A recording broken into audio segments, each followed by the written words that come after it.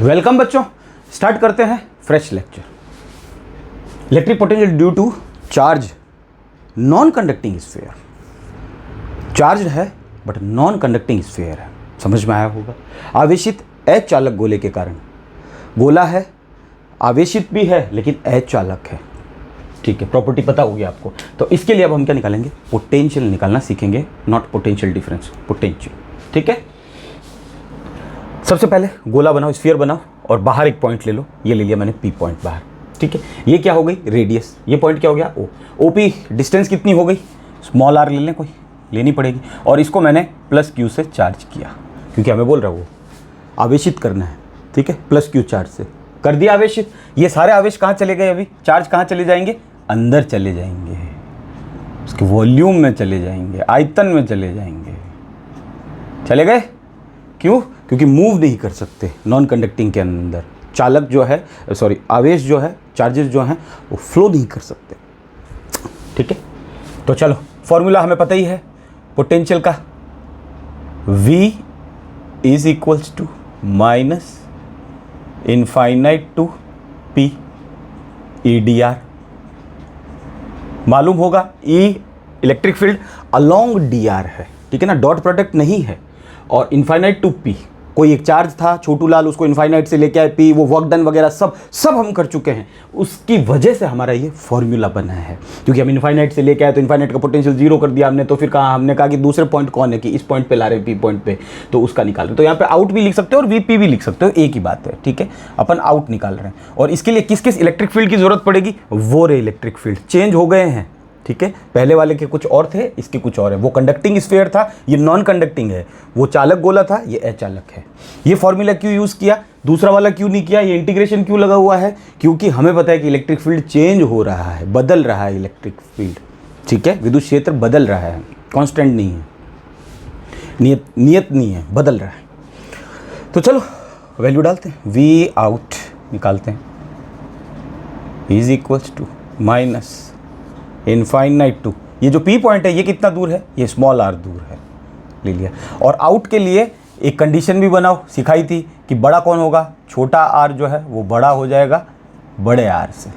समझ में आ गया। बड़ा r क्या है, रेडियस है, कितनी है, O से लेके इतनी है। छोटा r कितना है, यहाँ से लेके यहाँ तक। इलेक्ट्रिक फील्ड की वैल्यू डालो वहाँ से, KQ अपॉन R square DR। Okay good. Now V out is equals to, constant कौन कौन है बाहर ले लो। माइनस तो पहले से ही था, K भी कांस्टेंट है, Q भी कांस्टेंट है, integration infinite to R 1 upon R square DR। जो पहले किया वही काम यहाँ किया है, बस यहाँ पे चार्ज अंदर दिखाने हैं इस डायग्राम में, ठीक है। V out is equals to minus KQ, और एक स्टेप और कर देता हूँ, R की पावर -2 कर देता हूँ, और DR। क्यों, क्योंकि ये ऊपर आ गया तो -2 बन गया। ओके, अब इसका इंटीग्रेशन कर देते हैं अपन, लगे हाथ, समाकलन माइनस KQ। क्या करना होता है, R के अंदर एक जोड़ना होता है पावर में, और अपॉन में भी एक जोड़ना होता है। जो जैसा है वैसा लिख के उसमें एक जोड़ दिया, और DR हट चुका है अभी, और इंटीग्रेशन भी हट चुका है, और infinite to R। V out कितना आ गया अपना, माइनस KQ छोटी बहू, R की पावर -1 अपॉन -1। बोलो इनफाइनाइट टू R। ये माइनस में इसको गिफ्ट कर देता हूँ तो माइनस माइनस क्या हो जाएंगे, आप अगली लाइन में करना, प्लस हो जाएंगे, और 1 का कोई मतलब नहीं है तो ये हट गया, ये प्लस हो गया। दूसरी चीज़, अगली लाइन में आप इसको अपॉन में डाल देना, मैं डाल देता हूँ, V out is equals to KQ, ये प्लस का बन गया, बोलो इनफाइनाइट टू R। दिख रहा है, इट्स गुड, इट्स गुड। अब ये upper limit minus lower limit, तो दिख जाएगा क्या शायद। V out is equals to KQ, ये तो 1 अपॉन R ही रहा, -1 upon infinite, upper limit minus lower limit, उच्च सीमा माइनस निम्न सीमा। क्या बन जाएगा, यही लिख देता हूँ, इसको साफ करता हूँ। V out is equals to KQ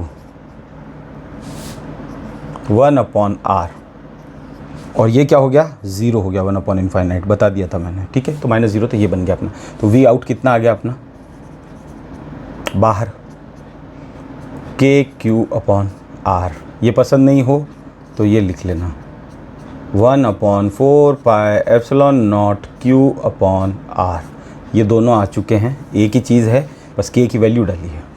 बाहर हमारा इलेक्ट्रिक पोटेंशियल इतना होगा। अभी हमें क्या करना है, सेकंड वाला निकालते हैं, ठीक है। अंदर भी बाहर भी इतना ही आया था, किसके लिए, चालक गोले के लिए, कंडक्टिंग स्फेयर के लिए।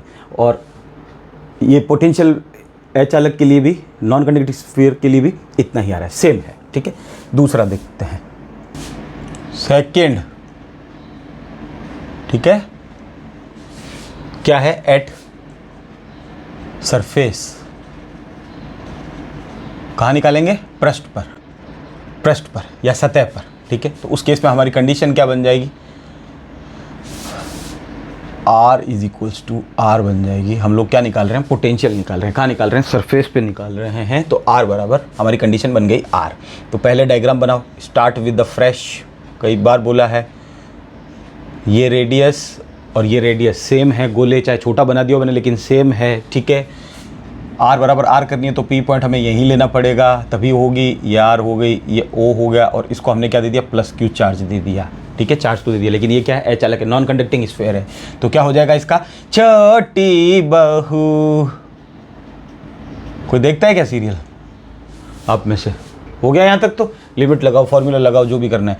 V सरफेस पे या हिंदी वाला सतह पर =-इनफाइनाइट टू कहाँ तक कर रहे हैं हम लोग, कैपिटल R तक ला रहे हैं इसको, क्योंकि R बराबर R बन गया। इसमें कहाँ तक किया था, इनफाइनाइट टू R तक किया था। ये रहा R, ये रहा R, ठीक है। पहले वाला जो मैंने मिटा दिया वापस लिख दिया, यानी इनफाइनाइट टू R आ रहा था। इस बार क्या हो जाएगा, R की जगह हमें क्या करना है, R करना है। और देखो ढंग से, इलेक्ट्रिक फील्ड भी क्या आ रहा है, ऑलमोस्ट सेम आ रहा है, कुछ भी नहीं है, चेंजेस क्या है, सिर्फ कैपिटल R आ गया। यहाँ स्मॉल आ रहा था, यहाँ कैपिटल आ रहा था, बाकी कोई प्लस माइनस का झोल भी नहीं। तो अपन R to R कर दें सीधा ही। पहले P लिखेंगे, यहाँ पे P लिखेंगे, फिर हम कहेंगे कि P पॉइंट कितना दूर है, R दूर है। R बराबर R हो गई, R बराबर R हो गई। ये लो रे यार, तुम खुश रहो, तुम लोग खुश रहा करो, बस खुश रहा करो खुदा की रज़ा में। कोई और भी है तुमसे दुखी इस दुनिया में। इनफाइनाइट टू P पॉइंट कहाँ पे है, R दूरी पे है, ठीक है।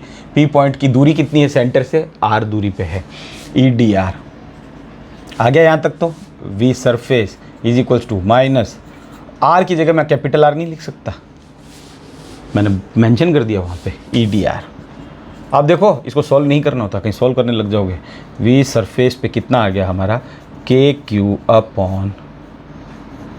जो ये आया है वो ये आएगा, बस R की जगह R चेंज हो गया, ये लिमिट लगा दिया अपन ने, बस ख़त्म खेल। और इसमें अगर कोई चेंजेस चाहता है, बोला V सरफेस पे 1/4πε0 Q/R। बोलो, ये दो फॉर्मूले बन गए, बड़े इंपॉर्टेंट है सरफेस के लिए, ठीक है। थर्ड करते हैं, एट इनसाइड। इसमें बनेंगे कितने, 4 बनेंगे। भीतर, भीतर करेंगे तो क्या होगा, अब R अंदर जा रहा है, छोटा वाला R अंदर जा रहा है। छोटा वाला R क्या है, एक डिस्टेंस है और कुछ भी नहीं है, ठीक है ना। कैपिटल R क्या, एक रेडियस है। तो छोटा वाला R क्या हो जाएगा, छोटा हो जाएगा, बड़ा वाला R बड़ा हो जाएगा, क्योंकि हम कहाँ चले गए, अब अंदर चले गए, हम जा रहे हैं, हम अंदर जा रहे हैं। तो स्टार्ट विद द फ्रेश, जैसे इसको +Q चार्ज दिए, क्या हो गया, छोटी बहू। इतनी गंदी टोन है ना इस गाने की। ये मेरा कोई P पॉइंट है, मैं अंदर आ चुका हूँ और इसकी डिस्टेंस है R, और मैंने इसको +Q चार्ज दिया तो सारे के सारे चार्ज यहाँ फैल गए। ये O सेंटर है हमारा, अंदर ही। क्यों अंदर फैल गए, बाहर क्यों नहीं आए सरफेस पे, बिकॉज इट इज़ एन अचालक गोला, नॉन कंडक्टिंग स्फीयर, ठीक है। फॉर्मूला डालो, सब कुछ लिख तो दिया अपन ने। V in क्या आ जाएगा, -इनफाइनाइट टू कहाँ पे, P पॉइंट तक, जो करते आ रहे हैं P पॉइंट तक। EDR, E is along DR, E जो विद्युत क्षेत्र है वो अनुदिश है किसके, DR के। अब देखो मेरी बात सुनो, यहाँ पे V in, वहाँ पे क्या किया था, तोड़ा था हमने, लिमिट को ब्रेक किया था। क्यों, क्योंकि इनसाइड में इलेक्ट्रिक फील्ड कितना रहा था, 0। यहाँ देखो इन में एकदम से चेंज हुआ कि नहीं हुआ, हाँ चेंज हुआ। क्यों, आर स्क्वायर आ रहा था, आर स्क्वायर आ रहा था, एकदम से आर क्यूब हो गया। अगर ये बढ़ेगा तो इलेक्ट्रिक फील्ड एकदम से कम होगा इनसाइड का। इलेक्ट्रिक फील्ड की बात कर रहे हैं अपन, ठीक है। और अपन यहाँ पे इलेक्ट्रिक फील्ड ही देख रहे हैं, ये रहा इलेक्ट्रिक फील्ड, इसी को लेके चल रहे हैं, इसकी तरफ मत देखा करो इलेक्ट्रिक फील्ड। इसीलिए अपन ने इंटीग्रेशन चेंज हो रहा है बहुत एकदम से, यानी बदलाव आ गया। तो हम इस लिमिट को क्या करेंगे, यहाँ पे तोड़ेंगे, इसको तोड़ना सीखो अब वापस वही, अगर वहाँ नहीं सीखी हो तो ढंग से। V in is equals to minus bracket लगाओ इनफाइनाइट टू, पहले कहाँ तक लेके आएंगे, आर तक लेके आएंगे। क्यों लाएंगे, क्योंकि उस आर और इस आर तक हिसाब से चल रहा था मामला। इनफाइनाइट कहीं पॉइंट था, इसको देखो स्फीयर को, और हम लेके कहाँ है, यहाँ तक लेके आए, ठीक है। फिर इनफाइनाइट कोई पॉइंट था, फिर हम उसको सरफेस तक लेके आए, यहाँ तक लेके आए, इस आर तक लेके आए, यानी इस आर तक, इस आर तक, इस आर तक, इस आर तक। इलेक्ट्रिक फील्ड में ज़्यादा चेंजेस नहीं हुआ है, चेंजेस हो रहा है लेकिन ज़्यादा चेंजेस नहीं हुआ, बाद में एकदम से देखो चेंजेस हो गए। तो हम लोग इस लिमिट को तोड़ेंगे, इनफाइनाइट टू आर तक लाएंगे, सरफेस तक लेके आएंगे, किसी भी इनफाइनाइट से सरफेस तक, ई डी आर। और अब हम कहाँ जा रहे हैं भाई साहब, रवाना हो रहे हैं अंदर की तरफ। इस आर को लेके चलो और स्मॉल आर तक, स्मॉल आर कहाँ है, अंदर चला गया, शो कर दिया ना अपन ने, R to R, R to, ये आर बड़ा वाला और ये छोटा वाला आर। ये छोटा वाला आर कहीं भी हो सकता है, यहाँ भी हो सकता है, ये आर, ये आर, ये सब आर हैं छोटे छोटे वाले, ठीक है ना, टू टू टू गोला बन जाएगा। ई डी आर,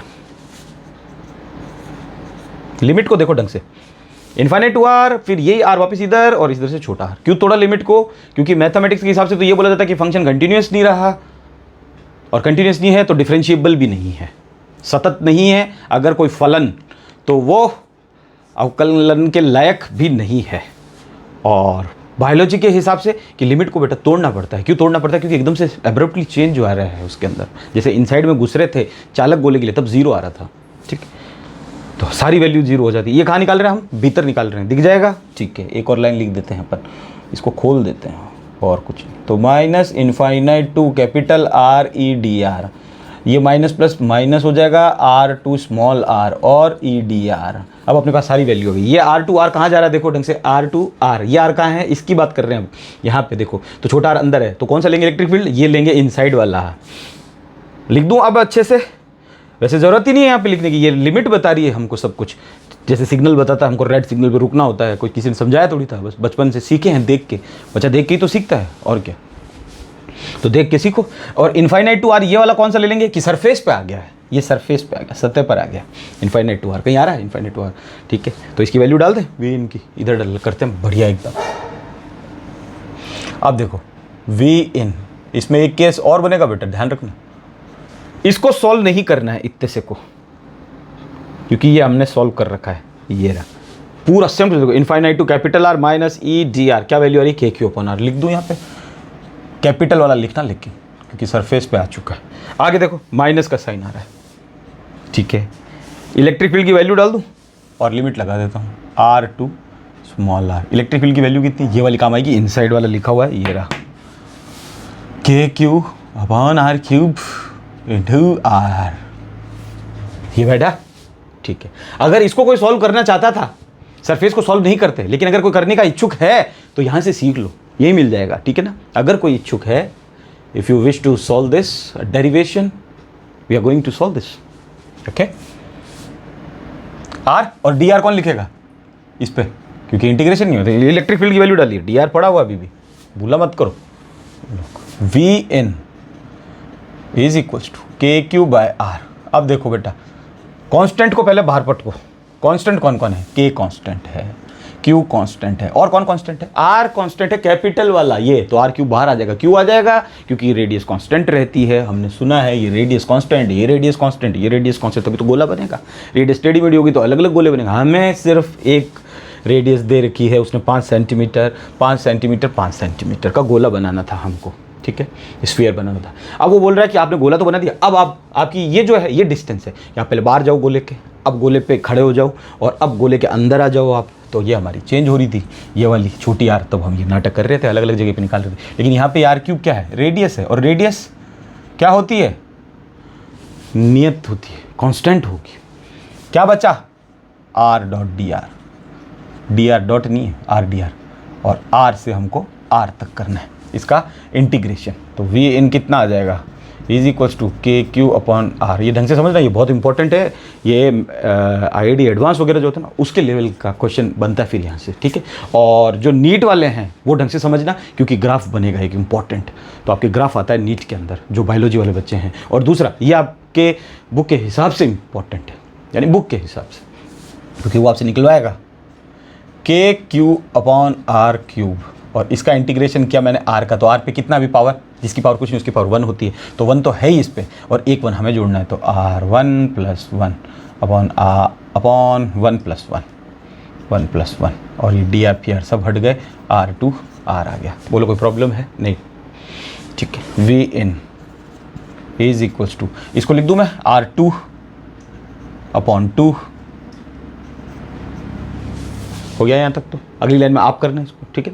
मैंने इसी लाइन में कर दिया, के क्यू अपॉन आर माइनस के क्यू अपॉन आर क्यूब, और लिमिट डालो। देखो बच्चे क्या करते हैं, लिमिट, अपन अभी तक है ना लिमिट हमेशा है ना नीचे वाले में डालते हुए आए हैं। देखो ये नीचे डाल रहे थे लिमिट, आर के अंदर आर डाल दिया, इन्फाइनाइट के अंदर डाल दिया। तो बच्चे यहाँ भी क्या करते हैं, 2 के अंदर इस आर को डाल देंगे और इस आर को भी 2 के अंदर। अरे नहीं, ये इसमें डालना है, ये डिस्टेंस जो चेंज हो रही है, ठीक है ना। तो उसको अब हमें कांस्टेंट बनाना है। इंटीग्रेशन क्या करता है, कांस्टेंट बना देता है किसी चीज़ को कुछ टाइम के लिए, ठीक है, कुछ टाइम के लिए इंटीग्रेशन इसीलिए तो करते हैं। ये तो R²/2 वैसा का वैसा रह गया, माइनस अपर लिमिट होगा, लोअर लिमिट है R²/2। बोलो कोई प्रॉब्लम? नहीं प्रॉब्लम, तो नहीं है तो इट्स गुड है, इट्स गुड है, इट्स गुड। अब अपन को क्या खेल खेलना पड़ेगा, कुछ हो रहा है क्या, कुछ हो रहा है क्या। KQ/R माइनस KQ/R3 खोल रहे हैं इसको, ठीक है ना। तो R²/2, ये माइनस माइनस मिलके प्लस हो गया, तो KQ/R² अपॉन 2R3। ये 2 है, ठीक है ना, और ये क्यूब है, 32 मत कर देना। मल्टीप्लाई किया कुछ नहीं, माइनस माइनस प्लस किया, ये रहा KQ/R² और नीचे R³ आ रहा है। तो देखो इसको काटो पहले, तो ये स्क्वायर से ये चेप दो इसको, तो नीचे R बच गया बस, ठीक है। पहली चीज़ तो इधर कोई कटेगा नहीं, कटेगा। तो इस 2 को थोड़ा आगे लिखते हैं ना, अच्छा लगता है, मैच है। ये लो बैठ गया, KQ कॉमन आ रहा है सबके अंदर, ठीक है। और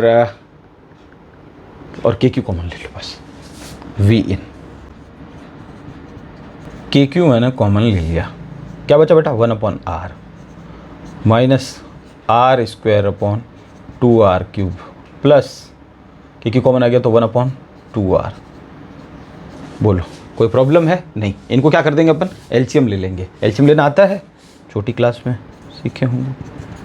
KQ अपॉन मैंने ले लिया 2R³, 2R³ में R का डिवाइड किया, R का डिवाइड किया, क्या बच गया, ये गया तो स्क्वायर बच गया। क्या बच गया, 2R², 2R² को 1 से मल्टीप्लाई किया, तो क्या बच गया, 2R²। माइनस का साइन है तो माइनस लगाओ। 2R³ के अंदर वापस 2R³ का डिवाइड करना है, 2R³ के अंदर 2R³ का डिवाइड करना है, पूरा कट के 1 आ गया, और इस 1 को R² से मल्टीप्लाई कर दिया, प्लस 2R³ के अंदर वापस से इस 2R³ के अंदर 2R का डिवाइड करना है, 2 से 2 गया, R से ये गया, तो R² बच गया। इस R² को 1 से मल्टीप्लाई किया तो R² ही आ गया, बड़ा वाला आएगा ना, हाँ 2R।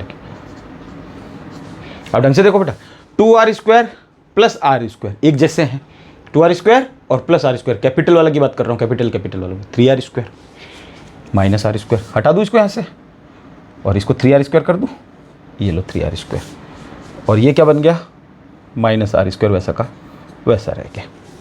ये आ गया अपना V इन। समझ में आ गया या नहीं आया? आगे देखो, बड़ा इंपॉर्टेंट है। अब इससे अपन एक और निकालेंगे, इनसाइड वाला। इनसाइड तो निकालिए, सॉरी सेंटर का निकालेंगे। सेंटर का कैसे निकालेंगे, देखो जब अपन V इनसाइड निकाल रहे थे चालक गोले के लिए, कंडक्टिंग के लिए, तो अपना कितना आया था कि सरफेस का और इनसाइड का सेम आया था। तो उसमें ये R तो कहीं आया नहीं, देख लो कैसे, ये रहा R भाई, ये इनसाइड का है। और जब अपन ने इनसाइड उसका निकाला था, चालक का, कंडक्टिंग स्फीयर का, कंडक्टिंग स्फीयर है ये, और इसका इनसाइड निकाला था, तो ये आया था KQ/R, ये भी कैपिटल R। ये सरफेस का आ रहा है और ये इनसाइड का आ रहा है, किसका, कंडक्टिंग का। और कंडक्टिंग का सरफेस पे कितना आया था, कंडक्टिंग का सरफेस पे आया था KQ/R। इनसाइड भी इतना आ रहा था, ये रहा इनसाइड, और सरफेस पे भी इतना आ रहा था। इसका मतलब यहाँ पे छोटा आर नहीं था, देखो नहीं था, नहीं है छोटा आर। इसमें भी देख लो छोटा आर नहीं है, इसमें भी छोटा आर नहीं है, हाँ इसमें है, लेकिन इसमें देखो इसमें छोटा आर आ रहा है, स्मॉल आर आ रहा है, अभी भी ये पग्गे पैदा कर रहा है। तो इसको अपन अभी लेके चलेंगे। ये क्या हुई, डिस्टेंस हो गई। ये पूरा क्या हो गया मिलके तामझाम, ये कांस्टेंट हो गया। हो सहमत कि कांस्टेंट है? ठीक है, तो इसको ऐसे भी लिख सकते हैं क्या, V in is proportional to minus R square. देखो कैसे, ये पूरे कांस्टेंट हैं। आर कांस्टेंट क्यों है कैपिटल वाली, क्योंकि वो एक रेडियस है, यहाँ भी रेडियस है, ठीक है, तो ये तो होगी कांस्टेंट। अब हम बोल रहे हैं के भी कांस्टेंट है, क्यू भी कांस्टेंट है। तो हमने जब कांस्टेंट और इक्वल्स टू हटाया तो हमने प्रोपोर्शनल का साइन लगा दिया। भाई जब हमने नियतांक को हटाया और बराबर को हटाया तो हमने क्या लगा दिया, समानुपाती का चिन्ह लगा दिया और माइनस आर स्क्वायर कर दिया। वी इन क्या आ रहा है, माइनस आर स्क्वायर आ रहा है। ये क्या बता रहा है, समानुपाती जब कोई चीज़ होती है, प्रोपोर्शनल होती है, तो हमें क्या समझ में आता है, हमें ये आता है कि ये बढ़ेगा तो ये भी बढ़ेगा, ये बढ़ेगा तो ये बढ़ेगा। लेकिन यहाँ पे प्रॉब्लम है, यहाँ पे देखो माइनस का साइन है, अगर ये बढ़ा तो ये घटेगा क्योंकि माइनस में है कि नहीं है, चीज़ माइनस में जाएगी, घट। तो अब अपन एक और निकालते हैं इस पर। अब देखो चौथा एक और अपन बोल देते हैं सेंटर पे, केंद्र पे। केंद्र पे कैसे निकलेगा बेटा, ये आर मैं ख़त्म ही कर दूंगा, मैं ख़त्म कर दूंगा तो क्या हो जाएगा, चीज़ सेंटर पे आ गई ना। आर यहाँ थी तब इतनी थी, फिर आर सरफेस पे आई और फिर यहाँ पे अपन ने जो डायग्राम बनाया आर थोड़ी सी अंदर आ गई। अब मैं बोल रहा हूँ कि putting R is equals to 0, कौन सा, स्मॉल आर, किसके लिए, सेंटर के लिए, और लेना कहाँ से, इनसाइड वाले से लेना है। तो गोला कैसा बन जाएगा, ये रहा, ये कैपिटल आर तो अभी भी है, स्मॉल आर मैंने यहीं पुट कर दी, ये स्मॉल आर यहीं पड़ गई रह गई, ओ और आर 0 हो गई डिस्टेंस। और क्या भाई, मैंने कहा कि आप बाहर गए वापस सेंटर पे आ जाओ, सेंटर पे आए वापस क्या हो गया, आप 0 पे खड़े हो, आर बराबर 0 पुट करेंगे तभी तो बनेगा केंद्र।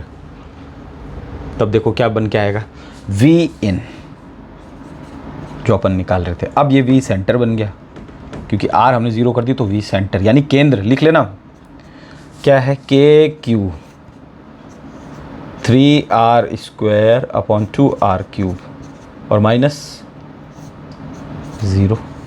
बोलो यहाँ इसकी जगह मैंने 0 पुट किया है।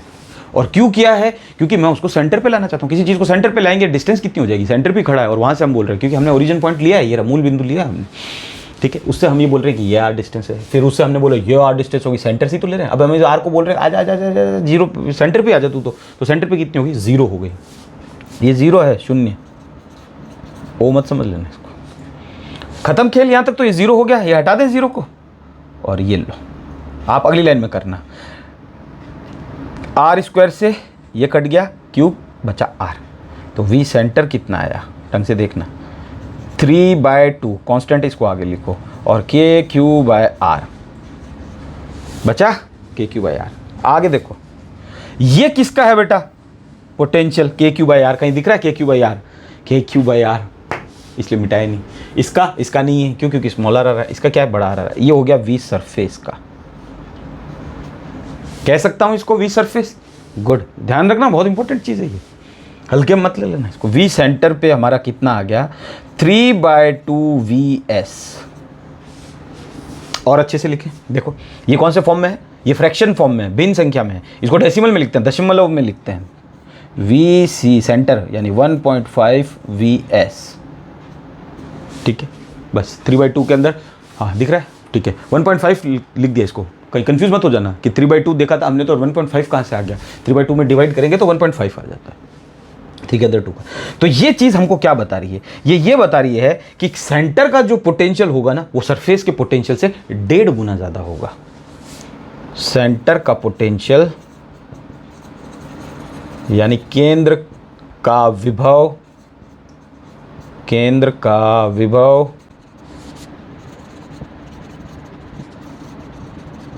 देखो क्या लिखा है, सेंटर का पोटेंशियल सरफेस के विभव का, सेंटर का पोटेंशियल सरफेस के विभव का, सरफेस के पोटेंशियल का 1.5 टाइम्स ज़्यादा होगा, यानी centre potential is 1.5 times greater than potential of surface, ठीक है, ज़्यादा कौन होगा, सेंटर का। बोलो यहां तक आ गया। आगे देखो, अब हमें बनाना पड़ेगा इसका ग्राफ। ये चीज़ मैंने आपके लिए लिखी है, ध्यान रखना, ताकि आप भूलो नहीं। अब अपन बनाएंगे इसका ग्राफ। तो ग्राफ कैसे बनेगा,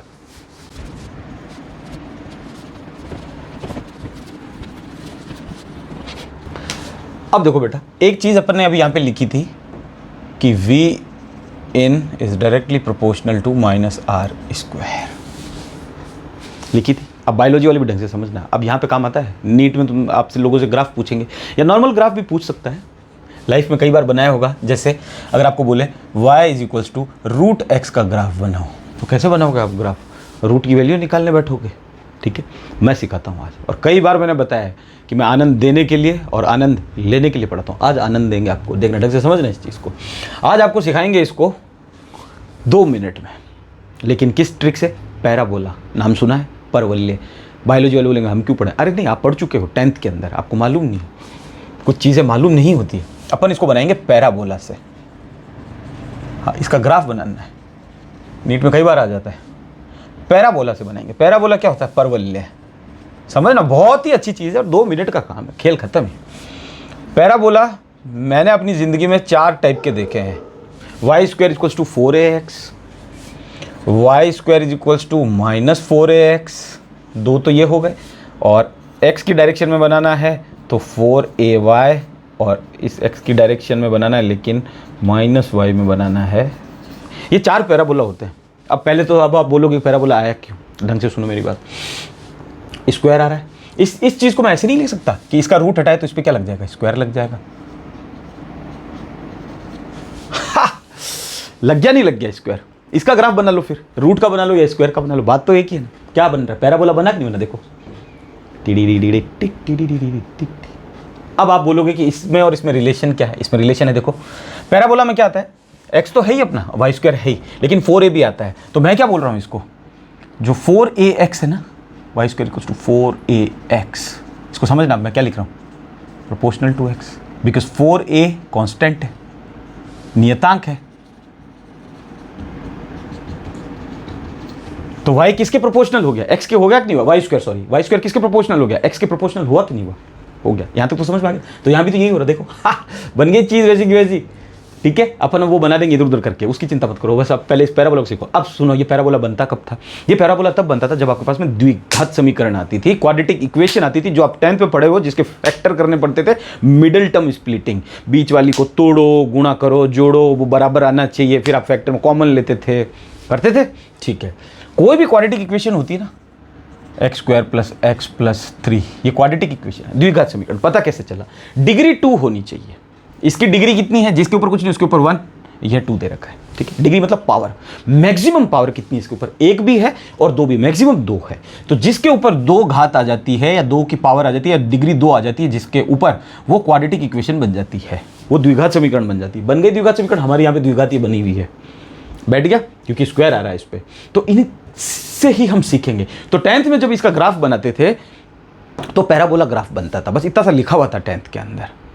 ठीक है, फिर बाद में 11th 12th में चलता रहता, लेकिन मैं आज आनंद के लिए देखना ऐसी चीज समझाऊंगा, you'll kill it, you'll nail it। आगे देखो, अब ये तो हो गया कांस्टेंट, वहां लिख दिया मैंने, और उसको प्रोपोर्शनल से बता दिया। भाई जब कांस्टेंट और इक्वल्स टू हटेगा तो क्या लगेगा, प्रोपोर्शनल, और प्रोपोर्शनल हटेगा तो एक इक्वल्स टू होता है और एक कांस्टेंट जुड़ता है। यहाँ पे भी तो वही है। यहाँ पे कांस्टेंट कौन था, वो तामझाम KQ/2R³ जो आया था, इसको सॉल्व किया था, ये वाला, ये पूरा। ठीक है ना, और ये आ ही रहा था। अब देखो इसका ग्राफ कैसे बनता है, 4ax का ग्राफ बनाना होता है, y² 4ax है, x प्लस में आ रहा है ना, x ये तो कांस्टेंट हो गया, भूल जाए उसको, लिखा हुआ x प्लस का आ रहा है, ये बन गया, ये x डायरेक्शन यही तो है, ये x, ये -x में बनाना है y²। इसका देखो पैराबोला, -x आ रहा है, अरे कांस्टेंट तो हट जाएगा अभी, लेकिन माइनस तो नहीं हटेगा ना कांस्टेंट के साथ में, माइनस तो कभी नहीं हटता, वो तो हमें मालूम है, जुड़ा हुआ रहता है, ये जुड़ा हुआ, ये माइनस तो रहेगा ना, ये तो कांस्टेंट है, ये टर्म कांस्टेंट। x किसका आ रहा है, माइनस का, x पे ही बनाना है ग्राफ। ये उल्टा c बन गया, ये सीधा c बन गया। अभी इसको देखो, ये बोल रहा है y पे बनाओ, ये तो कांस्टेंट है, y पे बनाना है, इसको भूल जाना। ठीक है ना, इसको x को स्क्वायर को ध्यान करते रहो कि हाँ ये है पैराबोला, लेकिन ये y पे बनाना है, प्लस वाले y पे, ये बन गया प्लस वाला y। इसका देखो -y का, कहाँ बन जाएगा बेटा, बना सकते हो, 3 मुंडे तो बन गए, चौथा मुंडा बनाना है, 4 मुंह वाला शेर। ठीक है, कहाँ बनेगा, यहाँ बना दूँ ऐसे। अब आप बोलोगे सर गलत है, ऐसे थोड़ी बनेगा, नीचे बनेगा। तो फिर तो आप सीख गए ना, फिर ये तो था और क्या, यही तो आनंद था बेटा और क्या सीख गए आप। और जिसने ये सोचा ना कि ऊपर कैसे बन गया, ये बन गया पैराबोला, चारों पैराबोला बन गए। यहाँ पे ग्राफ बना सकते हो आप। अभी ग्राफ पूछेगा फिर अटकोगे कि ये ग्राफ कैसे आया। इसका ग्राफ बनाते हैं अपन, इसको इस फॉर्म में लिखते हैं वाई स्क्वायर वाले में। मैं देखो आर स्क्वायर को इधर ला रहा हूं तो प्लस का लिख सकता हूं क्या, आर स्क्वायर प्लस का हो गया मेरा। तो इधर कौन चला जाएगा, इधर v चला जाएगा, और v किसका आ गया, माइनस का आ गया। कोई प्रॉब्लम है नहीं, क्योंकि हमारे पास स्क्वायर है तो हम स्क्वायर को तो इस साइड में रखेंगे। नहीं देखो स्क्वायर स्क्वायर स्क्वायर स्क्वायर कोई भी बना लो किस फॉर्म में। मैं इसको अब y मान के चल रहा हूँ, सिंपल सा अपना वो वाला पैराबोला की जो मेन इक्वेशन होती है y स्क्वायर टू 4x होती है। फिर बाद में ये चेंज कर दी, ये कर दी, वो तो फिर इधर उधर। मेन ये होती है पैराबोला की इक्वेशन, जो आप छोटी क्लासेस में क्वाड्रेटिक इक्वेशन जब करते थे तो उसका ग्राफ अगर कभी आपने बनाना पड़ता है। देखो बेटा ग्राफ भी है 10th के अंदर, ऐसी बात नहीं है, वहाँ बनाया होगा आपने।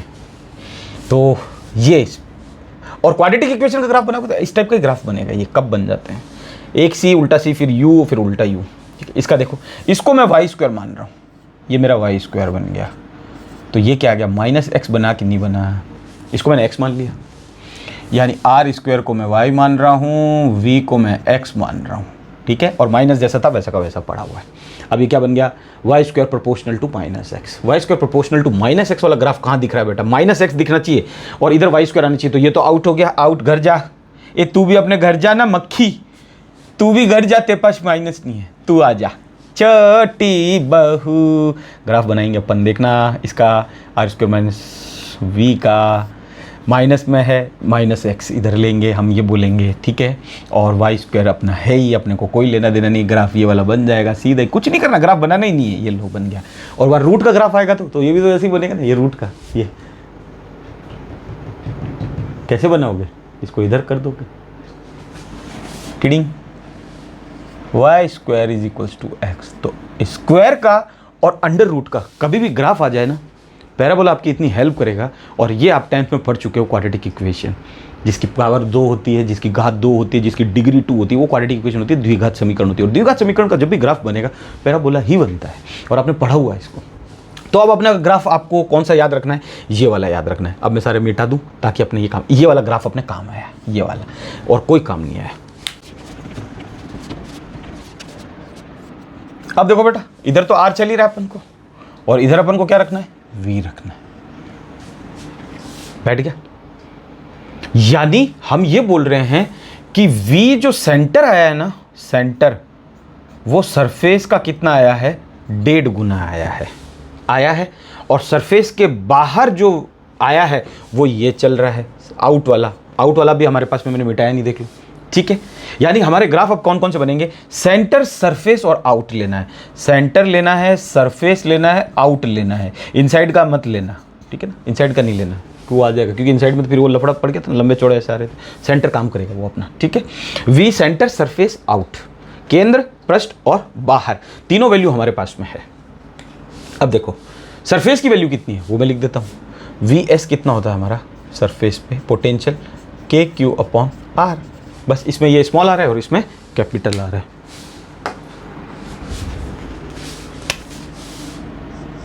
दिखा, ठीक है। तो हमारे पास में आउट भी है, रेड पेन से बताते हैं कि क्या क्या करना है, धीरे धीरे देखो। एक इसको लेना है, एक इसको लेना है, और एक इसको लेकर चलना है साथ में। ये अपन ने प्रूफ कर ही दिया था, ठीक है।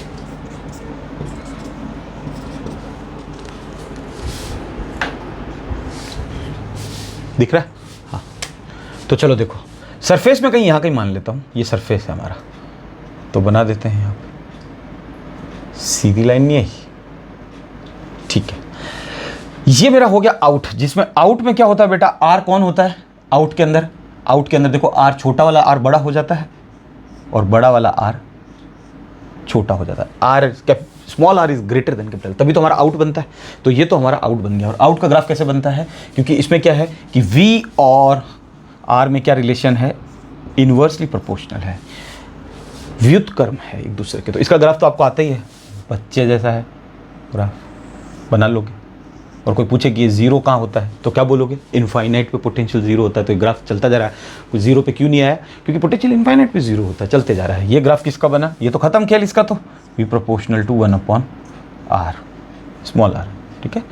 इसके बीच में अपन ने ग्राफ बनाया और उस केस में ये कंडीशन क्या होती है? ये होती है। इस केस में कंडीशन क्या होती है? r बराबर r हो जाता है। तब ये कौन का बन जाता है? सरफेस का बन जाता है। ये कौन बन गया? V आउट, बाहर का। ये पृष्ठ का बन गया अपना यहाँ पे। अब अपन यहाँ पे क्या लिख रहे हैं? अपन लिख रहे हैं यहाँ पे सेंटर का बना रहे हैं, ठीक है।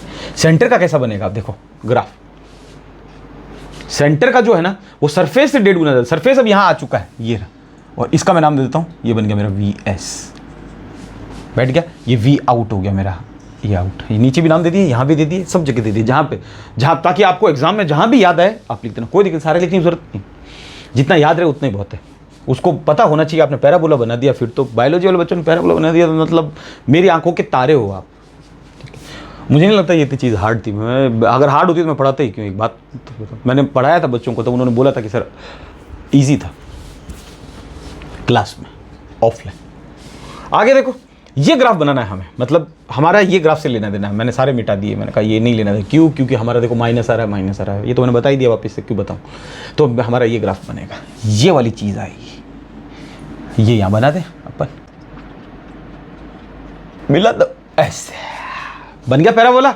आधा नीचे वाला बनाना ही नहीं है हमको, क्योंकि हमारा क्या बोलने हैं, ये हमारा अब क्या आ गया, ये वाला जो ग्राफ है ये V सेंटर का ग्राफ है। और ऐसा क्यों बना? क्योंकि ये सरफेस से 1.5 टाइम्स ज़्यादा है, सरफेस से 1.5 टाइम्स ज़्यादा है, तो उसका ग्राफ ऐसा बनेगा। फिर सरफेस पे आ गया और फिर सरफेस के बाद वापस पोटेंशियल ऐसे लुढ़कना चालू हुआ, सेंटर का पोटेंशियल ऐसे। तो अपन को सिर्फ ये वाला टुच्चा लेना है, टुच्चा बैठ गया, नीचे वाला लेना ही नहीं है, क्योंकि ये आ गया ना यहाँ तक, जीरो तक। ये देखो, फिर आप बोलो नीचे वाला क्यों नहीं लिया? तो अरे अपन यहाँ तक आ चुके हैं जहाँ तक अपन को आना था, और फिर अपन यहाँ से वापस इधर चले जाएंगे, तो नीचे अपन को वो तो पैराबोला लेना होता है, यहाँ पे अपन को नहीं। ये ग्राफ बुक में दे रखा है, देखना ढंग से, कोई दूसरी बुक में, आपके वाली में नहीं, NCERT वाली में नहीं है, लेकिन पूछा जाता है कई बार, अक्सर। लिख दोगे वैल्यू कितनी होती है इसकी? ये इसकी कितनी होती है? KQ upon capital R। ये बन गया सेंटर का, और ये बन गया हमारा, हाँ ठीक है, लिख दिया। इसको डेसिमल फॉर्म में लिखा हुआ है, फ्रैक्शन फॉर्म में लिखना हो तो 3/2 करके लिख लेना बस। ये तो कंफ्यूज मत होना, 1.5 भी लिख सकता है और 3/2 भी लिख सकते हैं। सेंटर का पोटेंशियल ज़्यादा होता है सरफेस से, तो उसका पोटेंशियल ज़्यादा होगा, तो ग्राफ में भी तो ज़्यादा दिखाना पड़ेगा ना। यहाँ से ये पॉइंट ले लिया, ये बना दिया, यहाँ से ये सरफेस आ गया। अब सरफेस के बाद वापस जैसे ही पोटेंशियल सरफेस पे आया, ये सरफेस पे, अब इसे बाहर जाएगा तो यहाँ से तो V/1/r हो जाता है, और उसका ग्राफ आप जानते ही हो, ठीक। तो ये था आज का इम्पॉर्टेंट पैराबोला। फिर सीखा है इस ग्राफ में और या फिर स्क्वायर वाले में हमेशा काम आता है, ध्यान रखना, क्योंकि यहाँ पे स्क्वायर, जब भी स्क्वायर बन जाए पैराबोला, बस खत्म। और ये चार जो भी आपको मैंने बताया है, ठीक है। चलो, अच्छा लगा तो उसके लिए थैंक यू। मिलते हैं जल्दी दूसरे किसी वीडियो पे, तब तक के लिए पढ़ाई करते रहो। All the very best.